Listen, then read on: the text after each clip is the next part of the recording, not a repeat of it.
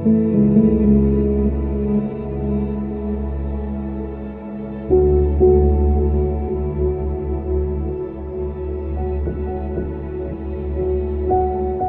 noite, meu irmão, boa noite, minha irmã, paz do Senhor. Chegamos a essa quinta-feira, agora com a nossa Escola Bíblica Online, em um novo dia da semana, com o retorno do trabalho de oração que acontece às quartas-feiras presencialmente às 19h30. A nossa aula da Escola Bíblica passa a ser transmitida nas quintas-feiras à noite aqui no nosso canal do YouTube. Mas nós continuaremos aprendendo a respeito da Palavra do Senhor no Evangelho de Marcos, e que você possa, mais uma vez, pegar aí a sua Bíblia, o seu caderno, a sua caneta, se assentar para aprender mais um pouco a respeito da Palavra do Senhor.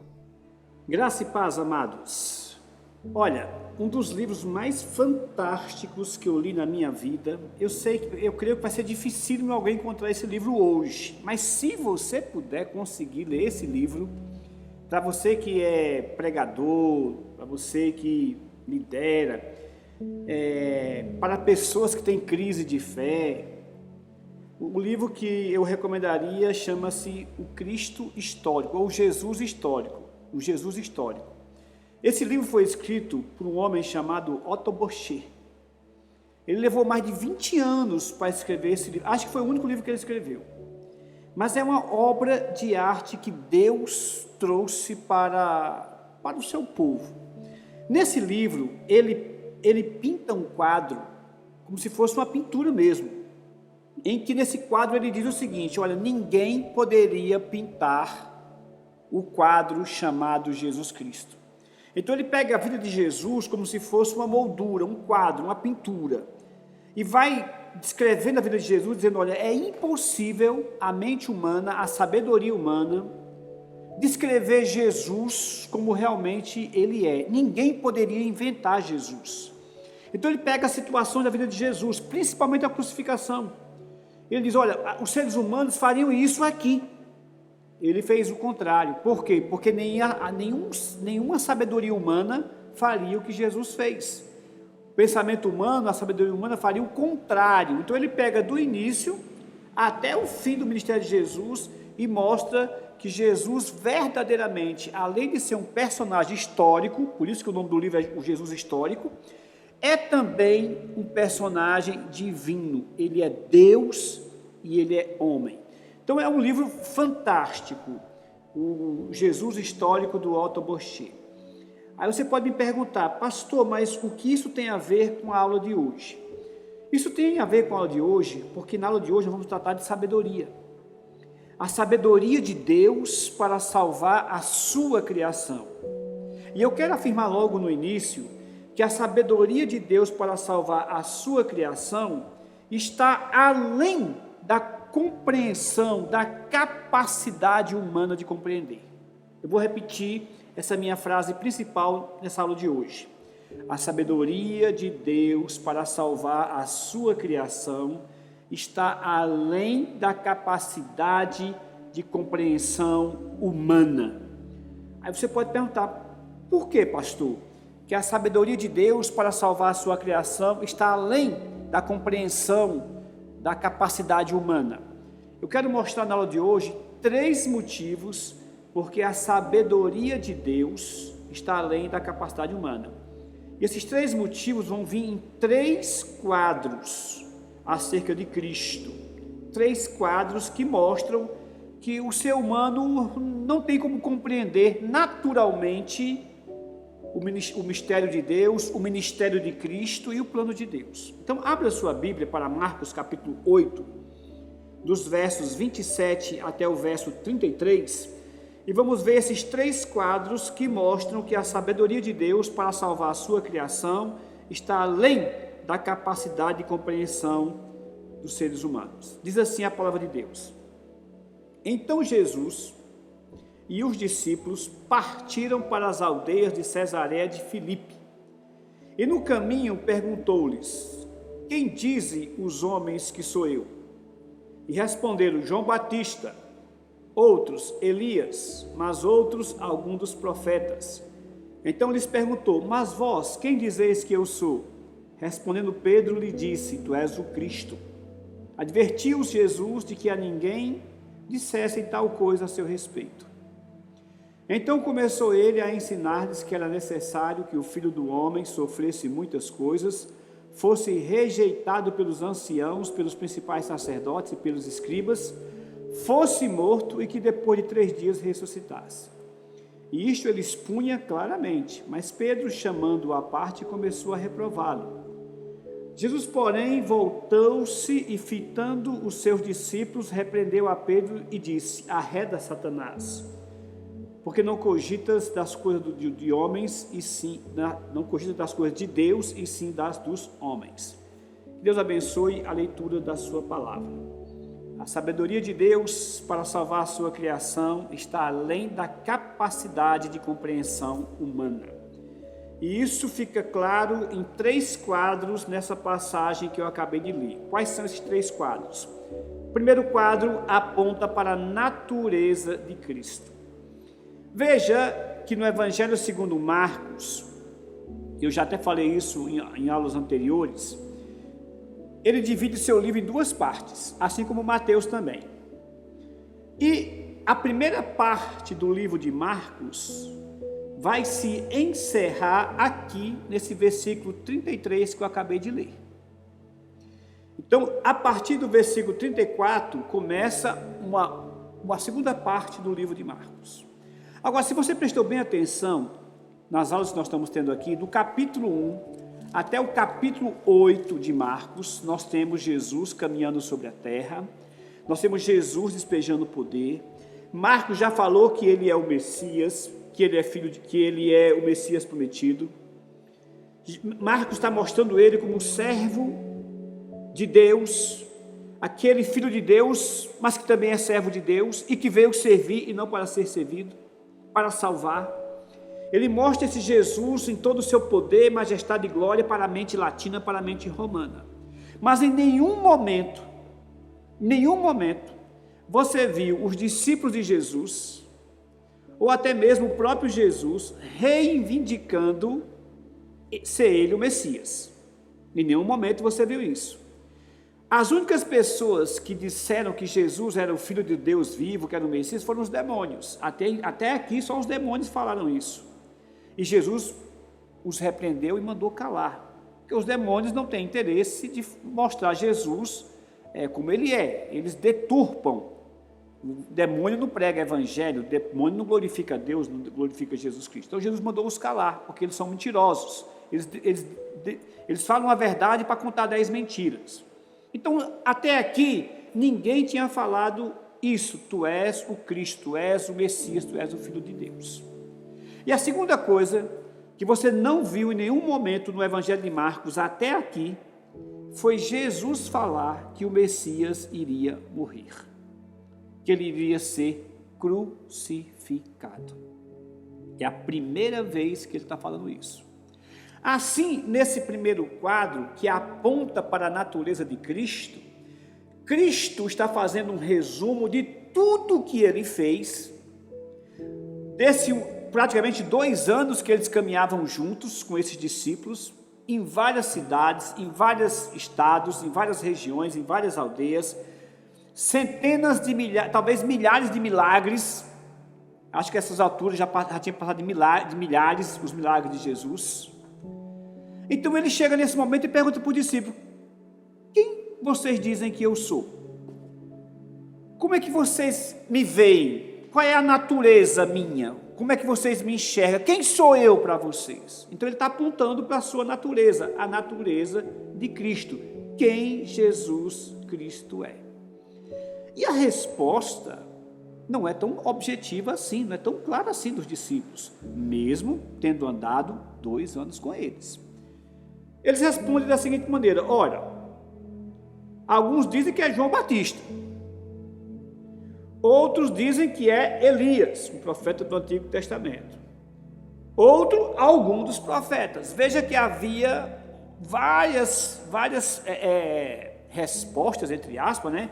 Várias ideias acerca de quem Jesus Cristo era. E ele então olha para os discípulos e diz: tudo bem, mas e vocês? E para vocês, quem eu sou? Quem eu sou para vocês. Ele está de novo levantando esse primeiro quadro, a natureza de Cristo. Como é que vocês me enxergam? Quem sou eu verdadeiramente? E aí Pedro, tomando a palavra pelos 12, ele não fala só do nome dele, ele fala pelos 12, ele dá a grande declaração: tu és o Cristo. O apóstolo Pedro, quando vai narrar Mateus, quando vai narrar essa passagem, diz: tu é o Cristo, o Filho do Deus vivo. Acrescenta isso. Mas Marcos coloca: tu és o Cristo. A palavra Cristo na língua grega significa o ungido, que é a mesma palavra para Messias, ou Meshiá em hebraico, o ungido. Messias em hebraico, o ungido. Cristo em grego, o ungido. Significando que ele é o ungido, não um ungido, o ungido, ungido que deveria vir ao mundo. O grande profeta que Moisés profetizou, mas, à luz de todo o Antigo Testamento, o Filho de Deus. Em outras palavras, o próprio Deus caminhando sobre a terra. Já que sua natureza é divina, ele é Deus com o Pai e com o Espírito Santo. Isso fica muito claro, por exemplo, no Evangelho de João, quando João deixa claro que Jesus, por se considerar Filho de Deus, ele se faz igual a Deus. Por exemplo, João capítulo 5, versículo 18. Por isso, os judeus ainda mais procuravam matá-lo, porque não somente violava o sábado, mas também dizia que Deus era seu próprio Pai, fazendo-se igual a Deus. Então, quando Pedro diz, tu é o Messias, ele está dizendo, a sua natureza é divina, o Senhor é Deus. Pode não ser Deus para os outros, mas para nós, o Senhor é Deus. A natureza de Cristo. Meus amados irmãos, é incrível como 2000 anos se passaram e até hoje a natureza de Cristo gera debates. Tem pessoas que olham para Cristo como um grande homem. Tem pessoas que olham para Cristo como um grande profeta. Nós temos religiões aqui no Brasil que colocam Jesus Cristo em pé de igualdade com Karl Marx, com Maomé, com Buda, com Confúcio. Por exemplo, se você for lá em Brasília, você vai conhecer eles chamam de Parlamundo, que é um espaço que pertence à Legião da Boa Vontade, a LBV, do Paiva Neto. E lá, Jesus Cristo é colocado em pé de igualdade a outros homens da história. Repito, alguns religiosos, alguns filósofos e, mais incrível, alguns até ateus. Ateus que odiavam o cristianismo. Você veja que 2000 anos se passaram e a natureza de Cristo continua gerando debates. Mas, se você que está me assistindo nesse momento, está vendo essa aula, está assistindo essa aula, deixa eu dizer uma coisa para você. O Cristo é quem realmente ele diz que é. Homem Deus e Deus homem, homem perfeito e Deus perfeito, ou qualquer outra coisa que você denominar Cristo, que você descrevê-lo na sua vida, que não seja o homem Deus, o Deus homem, o Messias prometido, você vai ter uma certa dificuldade na sua vida espiritual. Para ser sincero, você vai ter muita dificuldade na sua vida espiritual. Porque a Bíblia não deixa dúvidas. Jesus é o Cristo, o Filho de Deus. Então, o primeiro quadro aponta para a natureza de Cristo. E é por isso que a sabedoria de Deus vai além. Ninguém esperava um Messias assim, nem Israel esperou. Mesmo os discípulos passando 2 anos com ele, eles tinham dificuldade, porque a concepção que eles tinham de Messias não era essa que Deus trouxe. A concepção que eles tinham do Messias que viria, de maneira política, não encaixava na figura de Jesus Cristo, na sua humildade, na sua sabedoria, na sua paciência, no seu amor incondicional. Por isso que eu falo para você que a sabedoria de Deus para salvar a sua criação está além da capacidade de compreensão da natureza, da humanidade. A humanidade não consegue compreender Jesus. O Rei dos Reis vir dessa maneira, isso é totalmente contrário à natureza humana.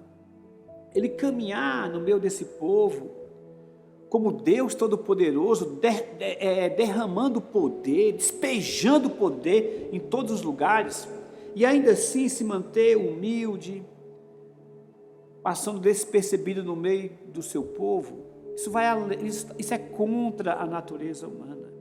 Tudo que os reis da terra querem é serem reconhecidos, adorados, celebrados, festejados. Esse Rei de todo o universo nasce num berço humilde, como nós acabamos de celebrar há pouco tempo atrás, o Natal. Cresce numa vila obscura, de uma cidade sem nenhuma importância, nem no seu estado e nem em estado nenhum, em país nenhum.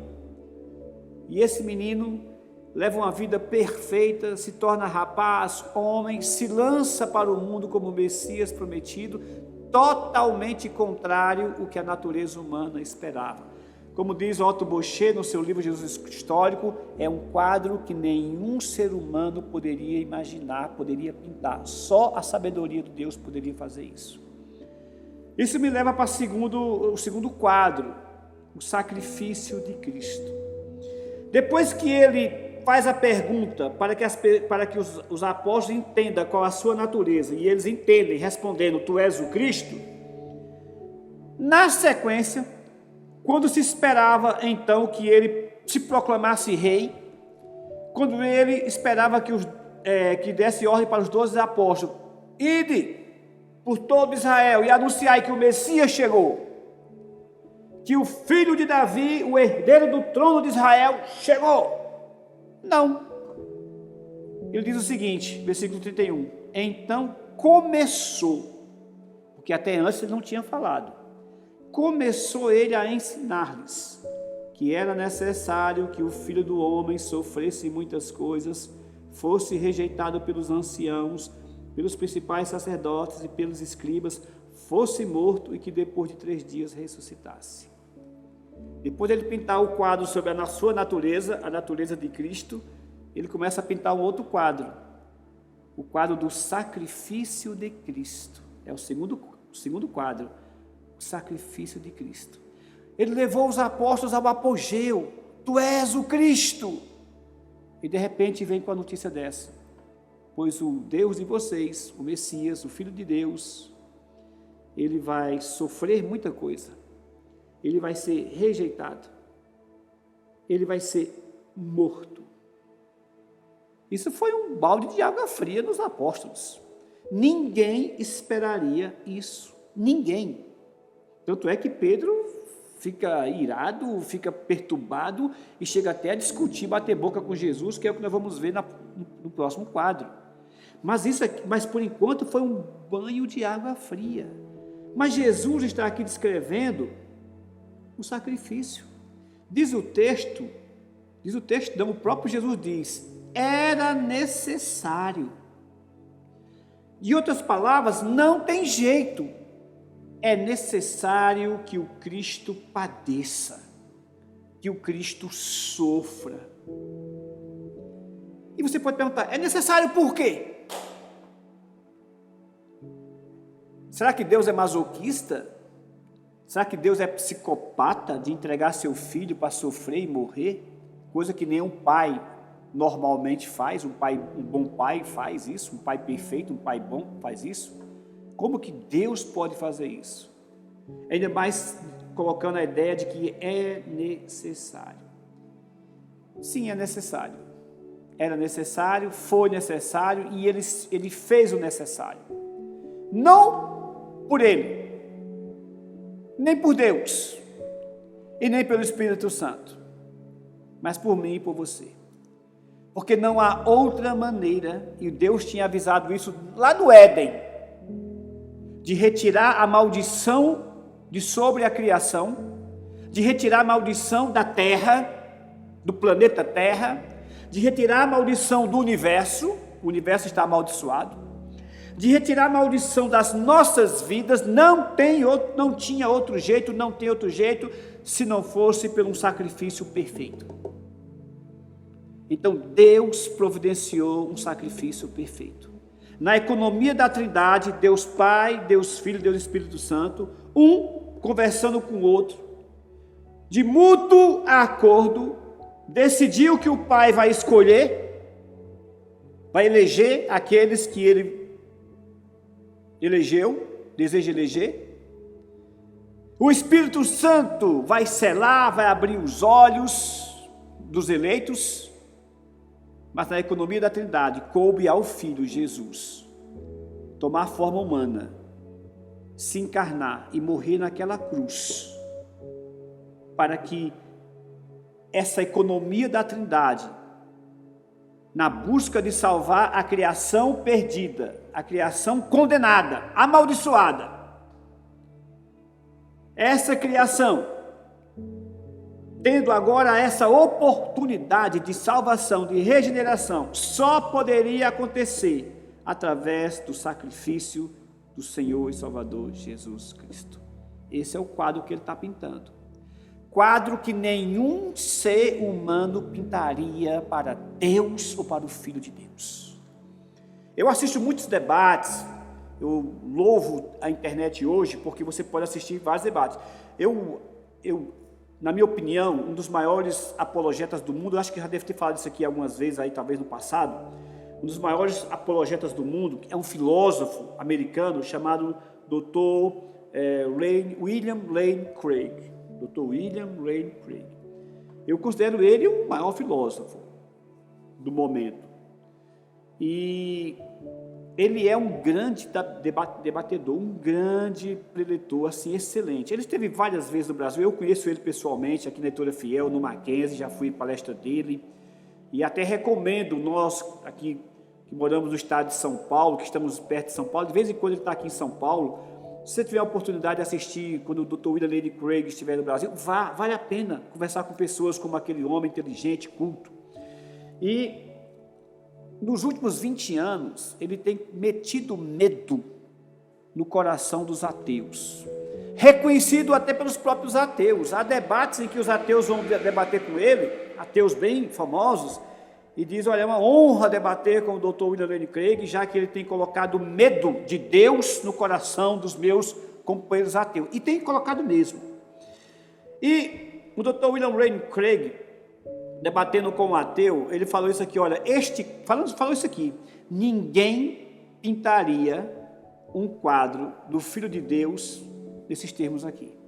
Nem os apóstolos, nem Marcos, nem Mateus, que escreveu o Evangelho, escreveu isso aqui porque eles imaginaram isso. Não, isso é contra a sabedoria humana, é contra o senso humano.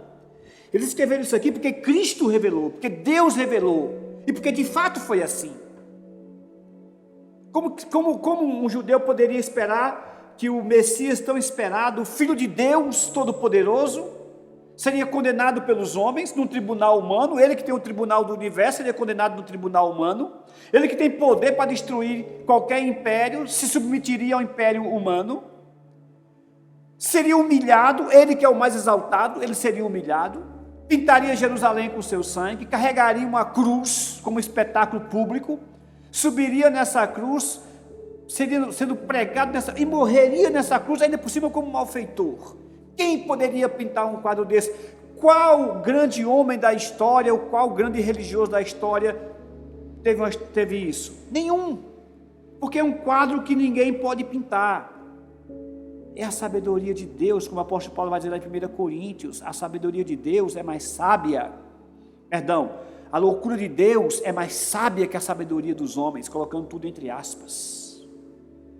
Então o segundo quadro é o quadro do seu sacrifício, era necessário, ele seria rejeitado pelo mundo, seria rejeitado pela religião, rejeitado pela política, rejeitado pela educação do momento. A cruz não era opcional, era necessária.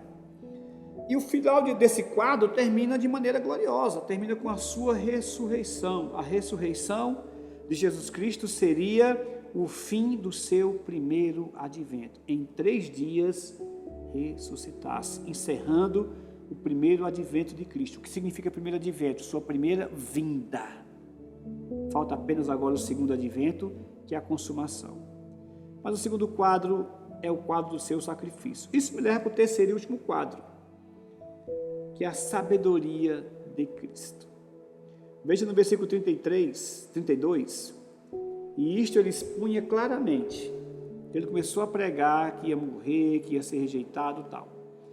Mas Pedro, versículo 32, chamando-o à parte, começou a reprová-lo. Jesus, porém, voltou-se e, fitando os seus discípulos, repreendeu a Pedro e disse: arreda, Satanás, porque não cogita das coisas de Deus, e sim das dos homens. Tenta imaginar a cena. Jesus avisa para Pedro e para os discípulos que o Messias vai morrer. Explica detalhadamente, porque o versículo 32 começa, e isto ele expunha claramente. Eles não entenderam. A sabedoria humana não podia compreender isso mesmo. Aí Pedro, eu fico imaginando Pedro pegando Jesus pelo braço, chamando-o à parte: Senhor, vem aqui, por favor, só um minutinho aqui, Senhor, me dá aqui um particular com o Senhor. Só que o particular, na medida que foi falando, parece que o tom da voz foi se alterando, e os discípulos todos perceberam a discussão, porque ouviram, inclusive, Pedro repreendendo. Agora imagina só, um ser humano, pecador, fraco, caído, repreendendo Deus, sábio, todo-poderoso, conhecedor de todas as coisas. Que absurdo maior do que esse? Agora, é a sabedoria humana que não consegue entender a sabedoria de Deus. Então Pedro: Senhor, isso não pode acontecer, Senhor, Tu é o Messias prometido, Isaías falou de você, Ezequiel, os profetas, Moisés, o Senhor ia nos libertar e tal. E Jesus dizendo: Pedro, você não entende nada do plano de Deus. A sabedoria de Cristo, a sabedoria de Deus é muito além da sabedoria humana. Por isso que quando eu passo por dificuldade, você passa por dificuldade, você não pode perder a fé, você não pode ter medo. Quando você passa por um problema grande na sua vida, e nós passamos por muitos problemas na nossa vida, nestes 2 anos, por último, nós tivemos seríssimos problemas, perdas doídas que deixaram cicatriz na nossa vida, mas ainda assim, mesmo doendo, mesmo sendo perdas grandes, nós não podemos perder a fé, porque a sabedoria de Deus é além da nossa. Nós não sabemos nem o que é melhor para nós, nós não sabemos nem orar como convém. Se o Espírito Santo não ora por nós a Deus, até a nossa oração seria errada, porque nós não sabemos. Nós pedimos coisas para nós achando que são boas e que no final de contas são ruins. E nós não queremos coisas para a nossa vida achando que é ruim e no final são boas. A sabedoria de Cristo. Então Pedro não responde só para Jesus não responde só para Pedro. Veja bem no versículo 33. Jesus, porém, voltou-se fitando os seus discípulos. Porque Pedro estava falando por todos eles, não era só a ideia de Pedro, era a ideia de todos. Jesus fita os olhos de todos e repreende Pedro em público: arreda de mim, Satanás. Eu quero abrir aqui um parênteses. O povo católico, e aqui se você for católico e estiver assistindo essa aula, preste atenção no que eu vou te dizer. Não vou falar isso aqui de maneira jocosa, desrespeitosa, não vou de jeito nenhum, eu não tenho essa índole. Eu não vou falar isso aqui para poder denegrir tua religião, tua igreja, tua fé, de jeito nenhum, mas preste atenção. É nessa passagem aqui que a Igreja Católica criou a doutrina do papado, de que Pedro foi entronizado Papa. É nessa passagem aqui, mais especificamente a passagem de Mateus, que Marcos também aqui está relatando. Então, se você falar em Mateus 16, é a mesma passagem. Então, segundo a doutrina católica, foi ali que Jesus entronizou Pedro como Papa. Mas é um erro terrível. A igreja não tem Papa, nunca teve. Pedro nunca foi Papa da igreja, nunca foi líder da igreja mundial, nunca. Até porque o próprio Deus disse que a ninguém na terra chame de Pai, de maneira espiritual. Porque um só é vosso Pai, Deus. O próprio Jesus proibiu isso. E a igreja romana vai lá e coloca um título de Papa para Pedro, que significa Pai, em latim. Então, é um absurdo. E fica um absurdo maior ainda, porque a primeira bula papal de Pedro é discutir com Deus. é repreender Jesus, é dizer que Jesus está enganado, é dizer que Jesus está errado. É a primeira declaração de Pedro, entre aspas, como Papa. Brigar com Deus, discutir com Deus. Colocar a sua sabedoria acima da sabedoria de Cristo. E qual é a resposta de Cristo? Calma, Papa Pedro. Não. A resposta de Cristo é: arreda Satanás, porque tu para mim é uma pedra de tropeço. É pedra, mas não pedra que sustenta a igreja, pedra de tropeço, porque ele é pecador, ele é fraco, ele é humano, como falhou tantas vezes e vai continuar falhando no decorrer da sua vida futura aqui. Em outras palavras, esse quadro mostra a sabedoria de Cristo. Meus amados irmãos, minhas amadas irmãs, eu quero encerrar essa aula de hoje.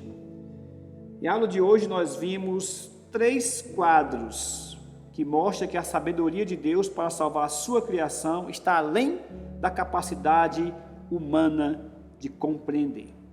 E nesses 3 quadros nós vimos então a natureza de Cristo, que nenhum ser humano consegue pintar ou compreender completamente. O segundo quadro, o sacrifício de Cristo. E o terceiro quadro, a sabedoria de Cristo, mostrando esse contraste entre a afirmação de Cristo e a declaração de Pedro. O Evangelho não poderia ser inventado por homem nenhum, porque se dependesse dos apóstolos, nós não teríamos o Evangelho que temos hoje. Muito pelo contrário. Mostrando que ninguém poderia realmente pintar o quadro de Jesus Cristo. Uma coisa que me chama a atenção é que no mesmo quadro, no mesmo coração, que demonstra fé em Cristo como o de Pedro, tu és o Cristo, é o mesmo coração que na sequência demonstra incredulidade, a ponto de discutir com o próprio Deus, como se a sua sabedoria fosse além da do próprio Cristo. E eu vejo aqui também Satanás tentando Jesus Cristo através dos seus discípulos. Mas por ser Deus, ele conhecia muito bem as artimanhas do inimigo. E a resposta e a solução foi na hora, arreda. Não cogita das coisas de Deus, e sim das dos homens. A sabedoria de Deus para salvar a sua criação está além da compreensão humana. E nós podemos ver isso em 3 quadros: a natureza de Cristo, o sacrifício de Cristo e a sabedoria de Cristo. Que Deus nos abençoe. Amém. Louvado seja Deus por mais essa aula, pela vida do pastor Helder, pela sua vida que tem nos acompanhado. Então, como nós dissemos no começo, eu quero te incentivar, além de continuar aplicando na sua vida, no seu dia a dia, o que nós temos aprendido aqui, eu quero te incentivar a ser igreja conosco. Nós retornamos com os trabalhos presenciais no meio de semana. Então agora, nossa semana, nós temos o culto da manhã, no domingo às 10 horas, que tem a transmissão online. Nós temos o culto às 19 horas também no domingo, esse sem transmissão online, para que você possa vir cultuar com a gente. E no meio de semana, na quarta-feira, nós temos o nosso culto de oração. Das 19h30 às 20h30, nós vamos meditar na palavra e dobrar nossos joelhos para clamar ao Senhor. Participe conosco, esteja atento e vamos continuar sendo igreja nesse tempo. Que Deus te abençoe e tenha uma excelente noite de quinta-feira.